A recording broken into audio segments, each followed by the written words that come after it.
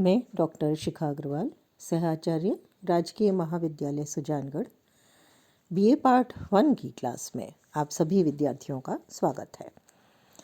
हम लोग अपनी क्लास में व्यवहारवाद के बारे में पढ़ रहे हैं।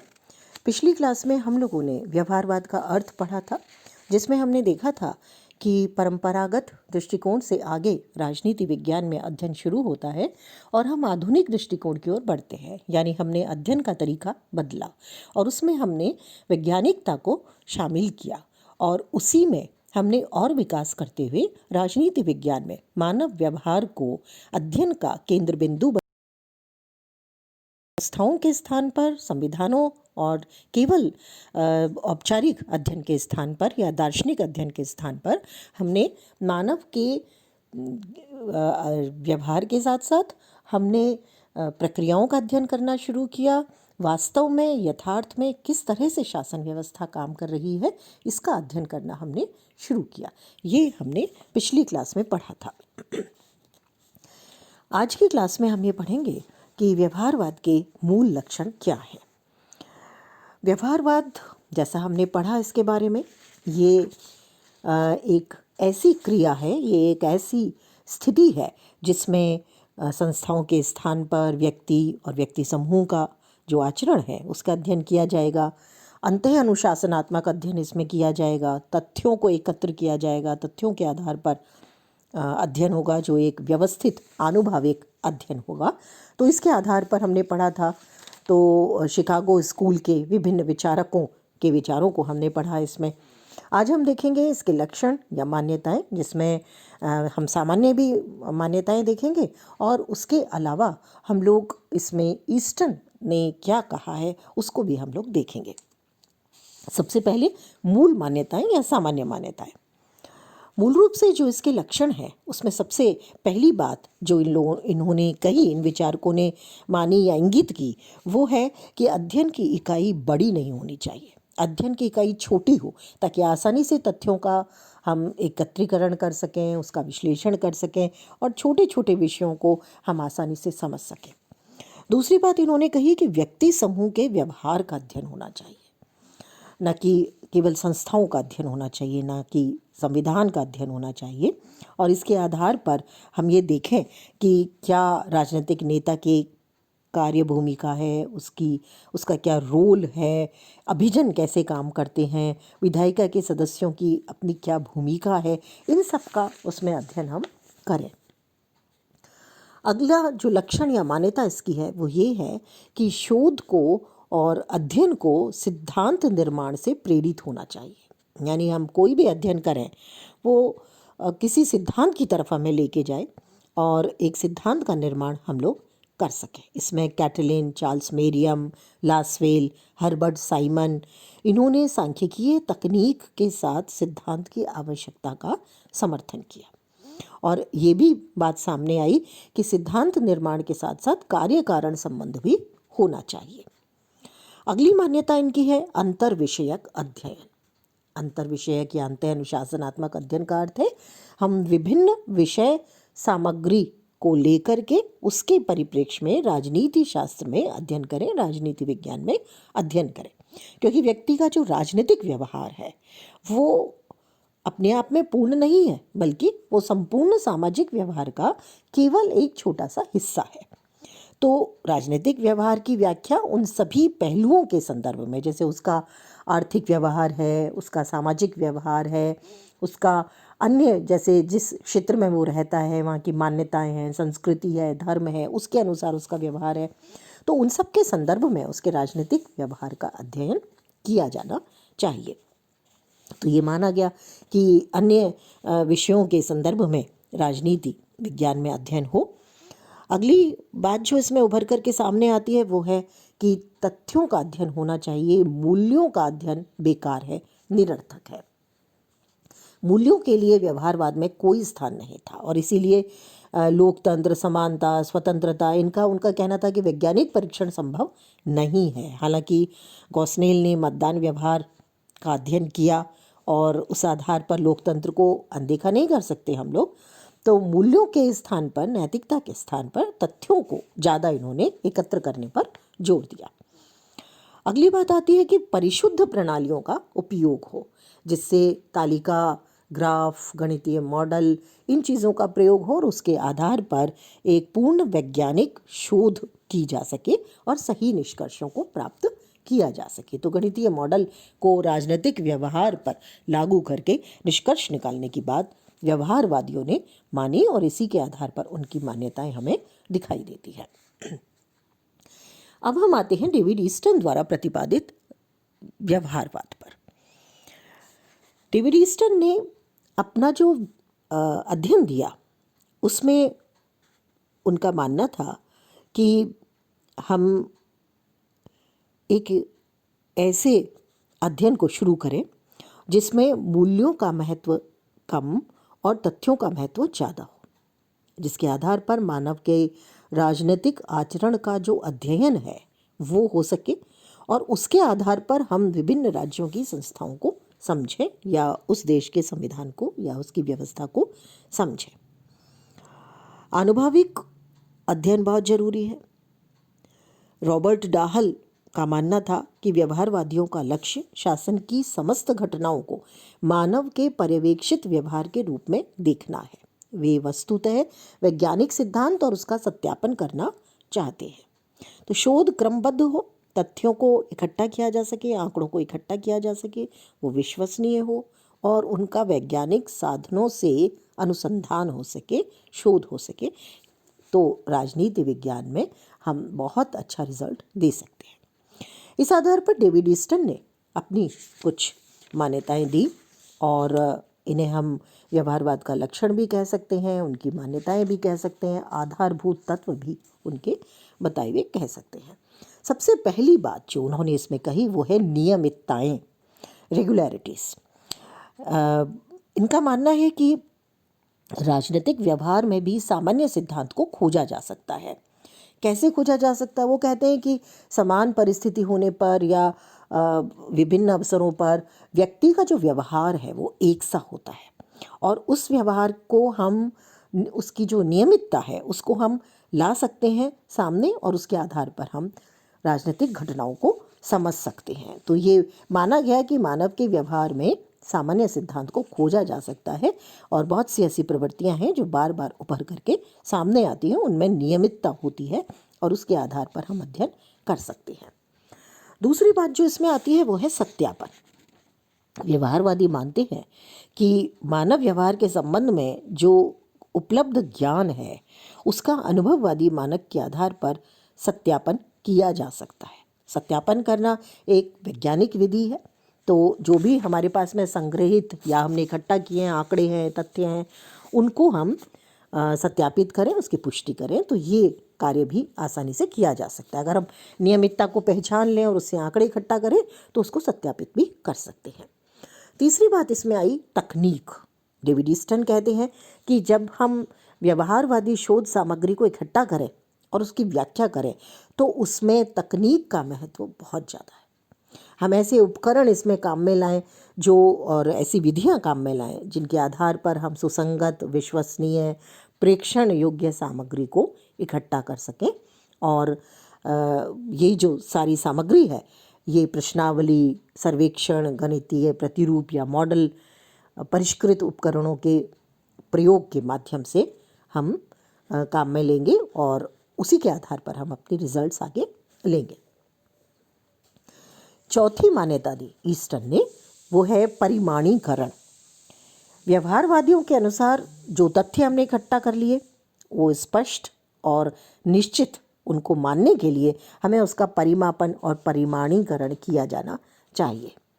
और उनके अनुसार आधार सामग्री की छानबीन के लिए अस्पष्ट गुणात्मक निर्णयों के स्थान पर जब तक परिमापन और अन्य कठोर पद्धतियों का सहारा नहीं लिया जाता तब तक राजनीतिक जीवन के सुनिश्चित और सही ज्ञान को प्राप्त करना असंभव होगा। तो इसलिए परिमाणीकरण भी जरूरी है। अगली महत्वपूर्ण बात या मान्यता वो देते हैं मूल्य। देखिए, हम बार बार मूल्यों की बात कर रहे हैं। ये ईस्टन भी यही कहते हैं कि नैतिक मूल्यांकन और तथ्यात्मक व्याख्या में अंतर है। मूल्य और तथ्यों को अलग अलग रखा जाना है, उनको मिलाना नहीं है। लोकतंत्र, समानता, स्वतंत्रता बहुत ऊंचे मूल्य हैं, परंतु सत्यता और असत्यता को वैज्ञानिक ढंग से सिद्ध नहीं किया जा सकता।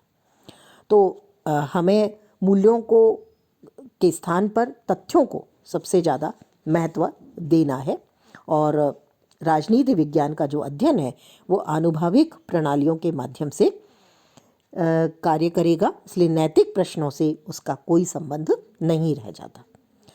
छठी बात इसमें आती है क्रमबद्धीकरण। क्रमबद्धीकरण क्या है? शोध कार्य में क्रमबद्ध और व्यवस्थित तरीका अपनाया जाए। हर एक शोध कार्य को सिद्धांत से संबद्ध किया जाना चाहिए। अगर जो भी हम अनुसंधान कर रहे हैं, रिसर्च कर रहे हैं, अगर वो सिद्धांत से जुड़ा हुआ नहीं है तो वो महत्वहीन हो जाता है। तो इसलिए सिद्धांत से स्वतंत्र कोई भी एकत्रित किए गए तथ्य बेकार है। सातवीं बात इसमें आती है विशुद्ध विज्ञान। विशुद्ध विज्ञान का क्या अर्थ है? विशुद्ध विज्ञान का अर्थ है कि हम पूरी तरह से वैज्ञानिक तरीके से अध्ययन करें, शुद्ध अनुसंधान करें, हम तथ्यों को एकत्र करें, उनका विश्लेषण हम वैज्ञानिक तरीके से करें और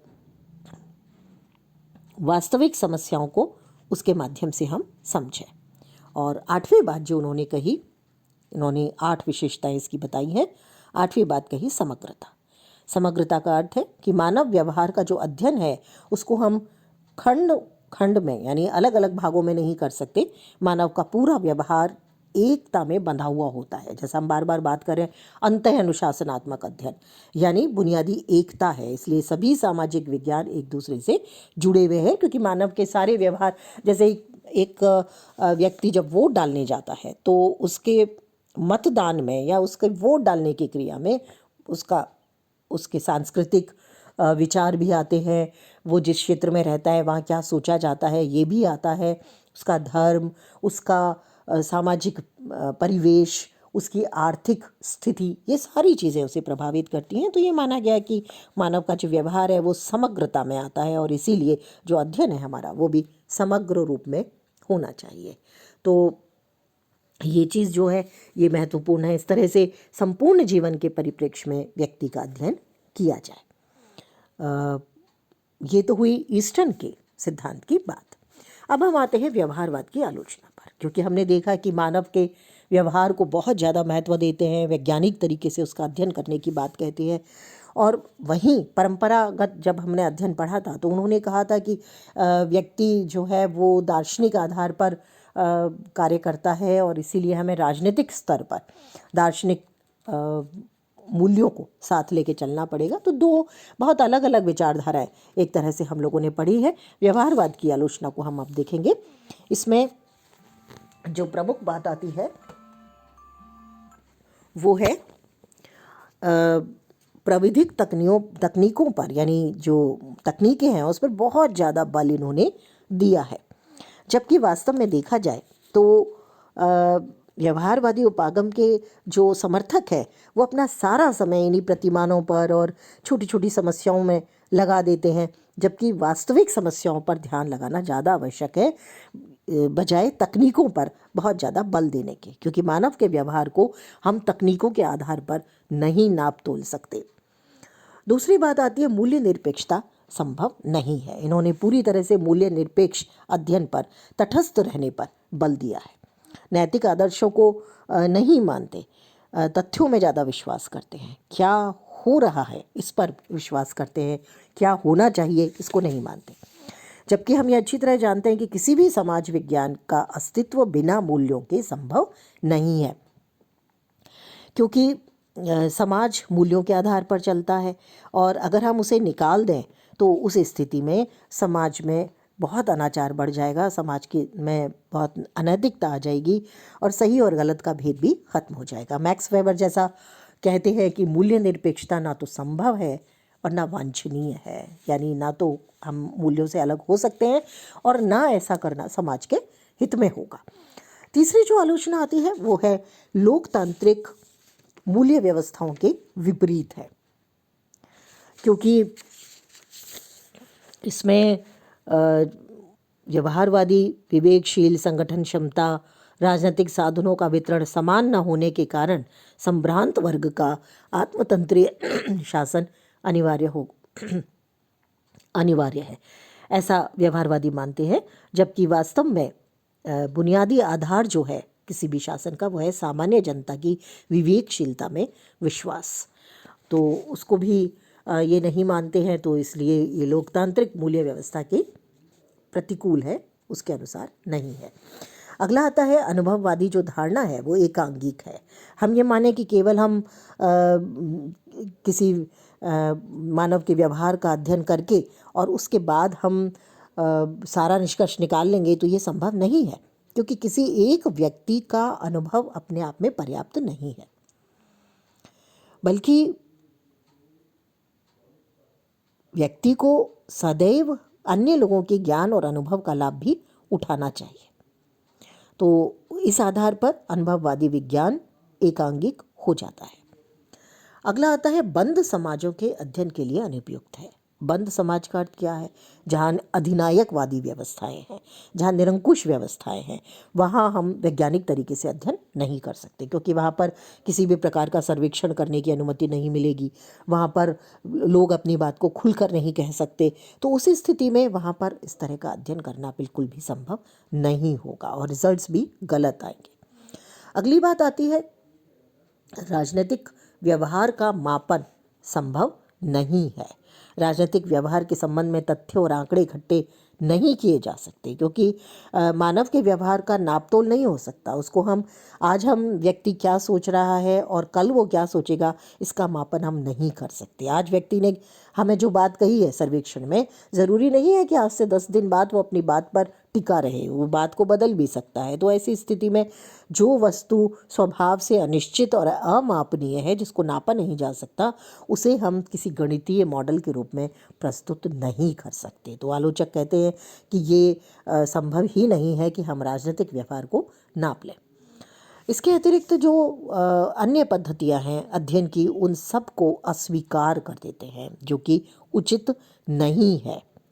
हमें राजनीतिक चिंतन के इतिहास, नीति दर्शन, सांस्कृतिक इतिहास, शास्त्रीय परंपरा, इन सब को काम में लेना पड़ेगा और उसके आधार पर हमें जिसे हम कहते हैं संस्थात्मक अध्ययन, उसको भी हमें देखना पड़ेगा। तो हमें व्यवहारवादी अध्ययन को भी देखना पड़ेगा। तो दोनों को साथ लेके चलना पड़ेगा। लेकिन ये जितनी भी और पद्धतियां हैं पूर्व की, उन सबको पूरी तरह से नकार देते हैं, जो उचित नहीं है। अगली बात जो आती है आलोचना की, वो ये है कि हमने पढ़ा था इसमें कि ये छोटी इकाइयों को लेते हैं, लघु इकाइयों को लेते हैं। लेकिन अगर हम बहुत छोटी इकाई को अपने अध्ययन का केंद्र बनाते हैं, तो उसके रिजल्ट्स को हम बड़ी इकाई पर लागू नहीं कर सकते। ये ज़रूरी नहीं है कि एक छोटे से गांव में मतदाताओं का जो व्यवहार है उसको हम एक बड़े मेट्रोपॉलिटन सिटी के लोगों के व्यवहार पर लागू कर लें, ये बिल्कुल भी संभव नहीं है। तो इसलिए ये भी एक आलोचना का विषय है। इसके अतिरिक्त और भी बहुत सी आलोचनाएं इसमें की जाती है कि ये बहुत खर्चीली पद्धति है, इतना सर्वेक्षण करना या आंकड़े एकत्र करना जैसे जो काम है वो बहुत आसान नहीं है। इसके अतिरिक्त बहुत ज़्यादा इसमें ऐसे शब्द काम में लिए गए हैं जिसे हम भारी भरकम कह सकते हैं, जैसे तथ्यों का एकत्रीकरण है या गणितीय मॉडल्स का प्रयोग है। तो ये सब चीज़ें राजनीति विज्ञान में बहुत ज़्यादा संभव नहीं है। तो इस चीज़ को भी कुछ हद तक आलोचना का विषय माना गया। लेकिन इसके बावजूद भी व्यवहारवाद का जो महत्व है, योगदान है, वो अपने आप में कम नहीं है। हालांकि 1960 के दशक में व्यवहारवाद के विरुद्ध स्वयं व्यवहारवादियों ने एक नए आंदोलन को खड़ा किया था, जिसे उत्तर व्यवहारवाद कहते हैं, जिसको हम अपनी अगली क्लास में पढ़ेंगे। तो उसके बावजूद भी इसने एक दृष्टि दी, व्यवहारवाद ने एक दृष्टि दी कि मानव के व्यवहार का भी अध्ययन होना चाहिए, प्रक्रियाओं का अध्ययन होना चाहिए, जिसके आधार पर वास्तव में संविधान को संचालित किया जा रहा है, व्यवस्था को संचालित किया जा रहा है। और समान संविधान होने पर भी दो अलग अलग देशों की व्यवस्थाएं क्यों अलग काम करती हैं, ये भी हम व्यवहारवाद से समझ सकते हैं। तो इसलिए इसका योगदान कम नहीं है। तो इसका जो योगदान है उसको हम लोग देखेंगे। डेविड ईस्टन का मानना है व्यवहारवादी उपागम संपूर्ण समाज विज्ञानों में विश्लेषणात्मक एवं व्याख्यात्मक सिद्धांत के प्रारंभ का सूचक है।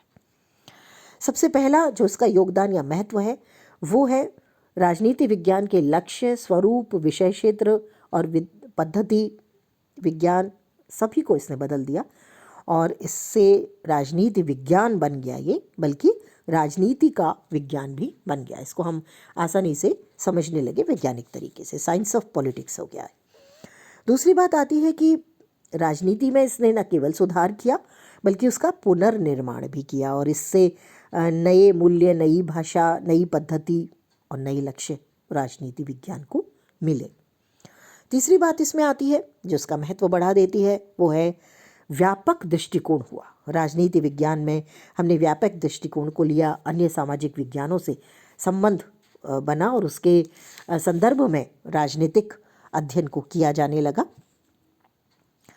एक और जो इसका महत्व है या योगदान है वो है राजनीतिक वैज्ञानिकों ने मूल्यों और आदर्शों को ही खाली महत्व नहीं दिया जैसा कि परंपरागत अध्ययन में दिया जा रहा था, बल्कि व्यवहारवाद ने राजनीति विज्ञान को अनुभववादी, यथार्थवादी धरातल पर लाकर खड़ा कर दिया। और इसलिए अब राजनीतिक विज्ञान का संबंध क्या है, यानी क्या चल रहा है, उससे हो गया, बजाय इसके कि क्या होना चाहिए। हर समय भविष्य की तरफ देखने की जगह वर्तमान में अध्ययन किया जाने लगा। अगला जो इसने राजनीति विज्ञान को योगदान दिया है वो है वैज्ञानिक अनुभववाद के माध्यम से नई प्रविधियां और मापन के नए साधन इसमें विकसित किए गए और उसके माध्यम से वैज्ञानिक अध्ययन शुरू हुआ। तो कुल मिलाकर के व्यवहारवाद का ये चैप्टर आज हमारा पूरा होता है। अगली क्लास में हम लोग नए चैप्टर के साथ मिलेंगे।